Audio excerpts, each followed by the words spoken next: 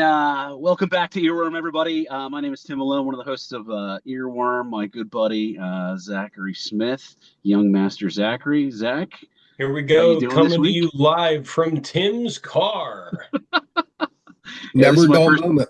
Yeah, this is my first time recording from the car for the episode. I didn't want to miss out. Got kind of a surprise guest, Shaun Conway, our fourth guest on the Earworm series.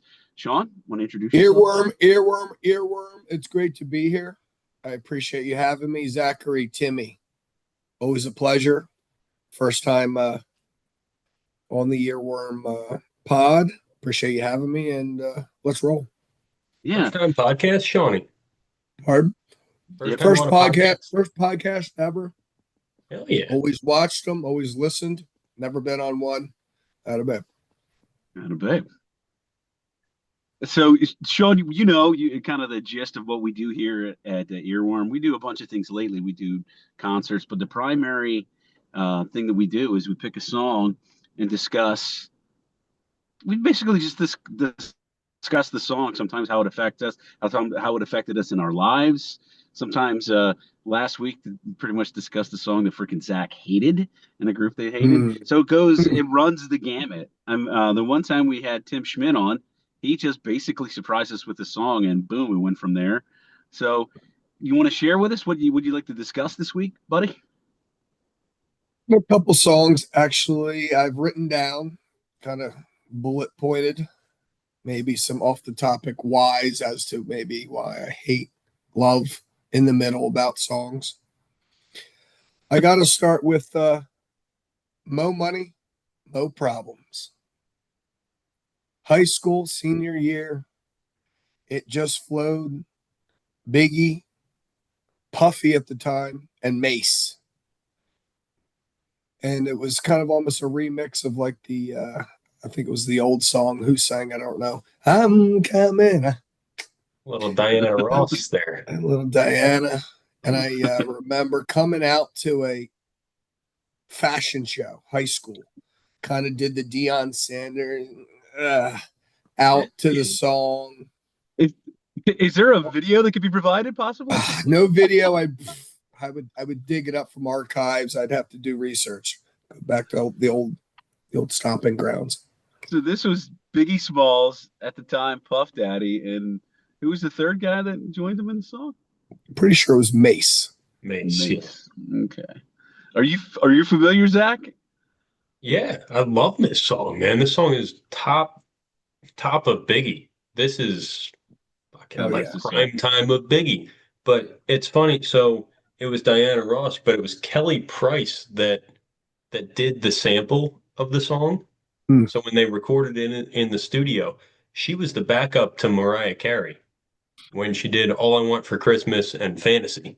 So this girl was like rips backup, like, yeah, she rips. So for them to put her on that was really cool to look into. So what year was this approximately, Shaun? Well, I graduated high school in 98, so I want to say it maybe came out 97, 98-ish. Okay. But I just remember every time I heard it, it just put me in a good mood. It came out ripping to that fashion show in front of all the ladies. Felt like I was Michael Jackson. Kind of had a pre-planned. I was all geared up in like fresh tuxedos for some gig for some modeling company thing through my high school and whatever. And I just came out slayed and went from there. You know what? Next time we're on the golf course and you sink that par or birdie putt, I want to see the dance. I want to see the dance. Oh, I got the Deion in me right now, but we're in the middle of something. Wait, hold on, Timmy. The fact that you bring that up, you guys have seen the music video, right? For it's the best. It's the best. Money, Mo Problems. So it's I've seen clips of it, but I watched it like through today for the first time. So it starts with, I got to look at my notes here. So it was Puffy Woods versus Fuzzy Bad Feet at the Bad Boy World Champ PGA Tour. Yes. They started the music video with that. And I thought it was so cool. because of the time frame. It's when Tiger was blowing up. So yeah, 98. for Tiger 97, to like influence this big of a song in their video, I thought that was pretty cool. Like when I first saw it, I was like, the fuck? There's like a golf tournament in this? Like, and Mace had the Argyle pulled up pain style green socks like a prick. Like it was the best. And like the way like he's it walking played around out like through the he's got golf his course, and fucking. then how it flowed into like the next gig of the video was fucking rad. You know what? It's funny. It's kind of ironic and timely that I even brought up like, yo, Sean, you gotta do it on the golf course. Because I remember the video now, but I had no recollection of when I was actually talking about the golf course. So that's kind of funny, man. Jeez. So yeah, that's kind of my that's my like favorite song, like I don't know, ever, and kind of that's why. And anyway, it's one of the first one that, and you can always just kind of just rip a move to it on the dance floor at a wedding if it just rolls in, just wherever really. I'm playing it at Graham's pub, just boop, boop, look out. Next thing you know, I'm playing it Graham's next time. I got to see this. And I know back up on the song. bar. Nick's doing the worm. Everything's perfect. Yeah. So it's like a normal night then, you know. Routine. So you said you brought a couple songs. So that is your idealistically your favorite song of all time, you know. So what was the other song or other songs that you brought? Because I want to hear like why you brought up the other song.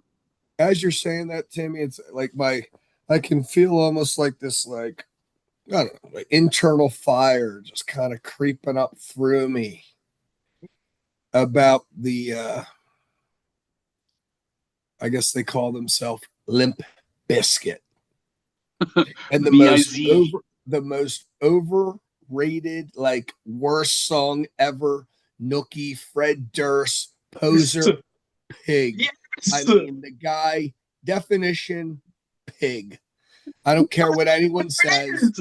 Like, wore the dumbass Yankees red hat, same like gig shirt, like everywhere he went, like dumb, like he drove me crazy. Nookie came on, everyone's in the club. It's ridiculous. And I couldn't believe number one on the hits forever, Carson Daly. And here we go, Nookie for the 87th week in a row. Oh, Nookie, yeah. Anyway, I hated it. It still fires me up. I still think the guy's a complete pig. Fred Durst, I can't stand you. Complete pig. Complete definition pig. That I can just anyway. There it is. For me, yeah, most hated, overrated, dumb song. How did it make the radio? Everyone like bounced to it. Became like a Slayer song. Mosh pit. People, you know, dumb. One hit wonder too. Fred Durst, like what? Where'd you go from there? Can anyone think of another Limp Bizkit song off the gate that was just a bang? Got one cool one. Here we go, Timmy. You know we love to go back to WWE. WrestleMania 19, baby. Undertaker coming out for his entrance there. Limp Bizkit performing Rollin'. I mean, terrible song. If you did like look at the band as themselves, they suck. They're like Weezer. They suck. Oh God, was that on the same album? It may have been. Or did they just have to stretch it out? I mean, if I were them, I would just stretch it out. Came out with another poop album, but had that one on it, so everyone just bought it. If I'm not mistaken, just made another 50 mil for being just awful. They had a couple like popular albums, and I remember looking back. They had some pretty good musicians in that freaking band. That guitarist, the drummer, like they were all pretty good. But like the drummer and the guitarist being all right, but like everything else about the lyrics and this fucking you got a DJ like you wouldn't even like know they existed because it was so just over the top, like Fred Durst being just mumbling crap, just complete pig. Was that the original like mumble rap? That's a good. I mean, that's a good. I mean, could be a top 5. I mean, Tribe Called Quest got a little mumbly back in the day, back in the late '80s, early '90s, and stuff. Occasionally, Yeah, but dude, listen to Tribe's lyrics. They were just gee. Limp Yeah, I Bizkit, know. it just like the same chorus of just dog crap. But they somehow made them quadrillions of money. I mean, they were on the cutting edge, like the beginning of that, like that rap and metal together. I mean, there were some other bands that did the same darn thing, but I mean, who else was doing it at the same time? They were hugely popular, hugely popular. Fred Durst was like everywhere. Like I think they played at like Super Bowl halftime. They were like on every MTV big event. That's a violation. If that's true, if they play the Super Bowl halftime show, that's a violation and a half. Would you? I wouldn't put it by it. That was the top of my head. Like, would you be surprised if they did, like way back in the day? I'll bet you money they did. 100% yes, surprised. They did some sort of big events that in sports or something to do. I mean, they really. Shaun, though, I mean, yeah, you called them Fred Durst Pit, but dude, they were everywhere that back in the day. They were on but it was just one song. It's not like they had any other song that people were like, oh yeah, like. But again, it was just the one, just standalone lyric and chorus. It was just that's a dog shit song. I think we did worst songs of all time, and I think we brought that up. And he was almost like a cartoon character, Fred Durst, like with the hat, the red, every time with the same thing, repeat. But hey, made millions. Oh my gosh, yeah! And I remember Zach bringing up "Rollin', Rollin', Rollin'." I think they might have had like one or two other less popular songs, but you know what? It was. Not to give them props or anything, they were like unique at the time. You know, the whole rap and metal thing going on. I know, like the Beastie Boys had some sort of weird album where they were like playing their own interest. Started on that. Okay, holy moly! Zach, all right, you got Weezer, you got Beastie Boys. It started out with freaking Limp Bizkit. Like, holy moly! Hey, down the rabbit hole. Was that the same era as Green Day, Blink 182, who were just amazing? That was right around 90, 94 when Green Day. I guess I was like 8th grade-ish. Yeah, it was like Dookie came out, and then everybody started looking at their old albums. Limp Bizkit, I just saw them. I just saw them last weekend at See Here Now. I must have seen those guys 25 times. I told Zach this another show. I've seen that. They used to be the opening band at a club in San Diego when I was stationed out there in the Navy. So I'm Alive, right on the base of Mission Hills. They opened up for like everybody. I've seen them like 15 times before they got like real popular with that Porn Star album.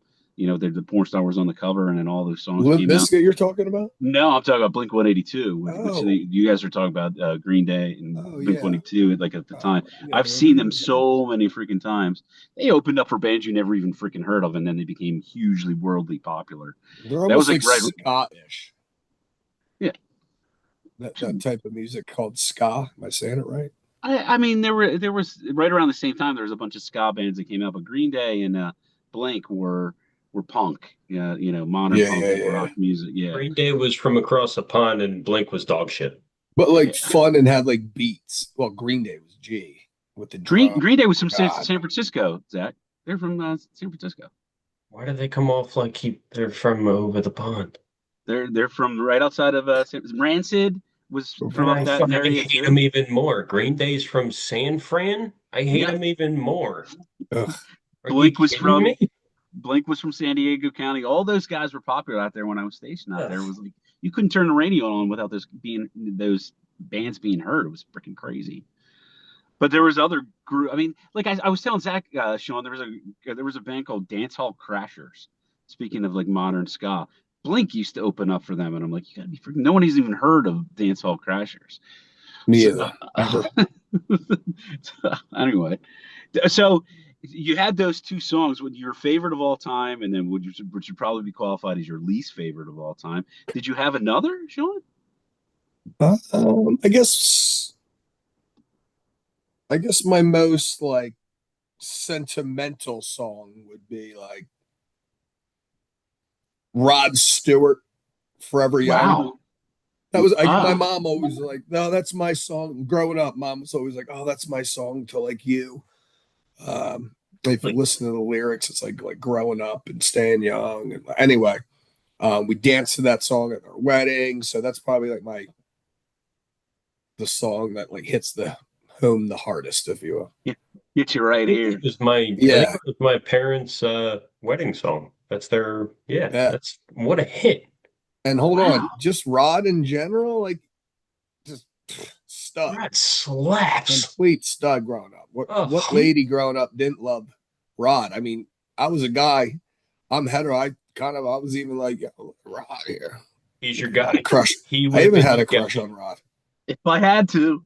That hair, forget about it.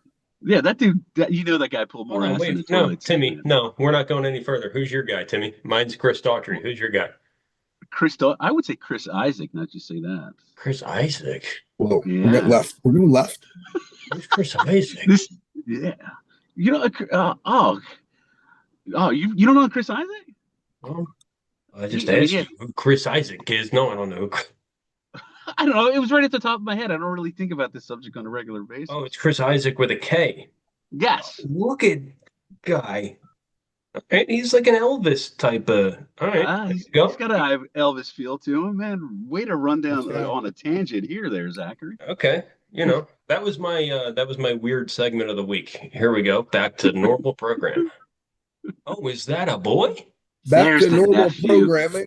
There's the nephew, and Shaun brings the first time ever having a pet on. Well, I think Zach brought on the boy one time or two. Yeah, that little shit may have been on here, but the main guest of the evening, ladies and gentlemen. Earworm, meet Carson. Carson Conway. Also known as Uncle Zachary and Uncle Timmy Tims. Boy. Look at the kid. Oh, my goodness. This might be my favorite episode of all time right now. Well, Shaun said pig. Shaun said the guy that, if he had to have sex with another man, who that guy would be. Whoa. Okay, well, all right. Back up. I see the graphicness that you're. Let's take a step back, Timmy. It may be one of these with the glasses on and sunglasses. And you go.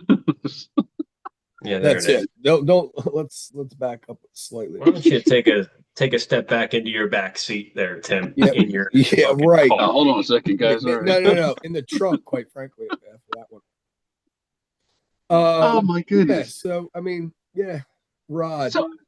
What a guy, and just Rod rips in general. Other songs, just forever. Yo, Turks, be free tonight. Time is on your side. Oh yeah, Young Turks. That was in my heyday, early 80s at the roller skating rink here in Young Turks. That's how I remember Rod Stewart. And then the chicken dance. Chicken at the roller skating rink, yeah, of course. And like that's like then you're like while you're like looking over there at like Christina, you're like, oh my god, I think she was looking over. You're only there for like obviously chicks. It's kind of ironic that you're kind of fumbling ex-wife's through, like, name Christina, skating, not rollerblading, but like the ones you rented and like they kind of fit. 2x2, yeah. They had like the brake jaw on the front. You're like, wait, what am I doing here? Yo, the brake jaw on the front, that's a crazy method. Like, I feel like you're just gonna go over the handlebars at that point. I don't, right? Timmy, I'm not facing that, right? It was on the front.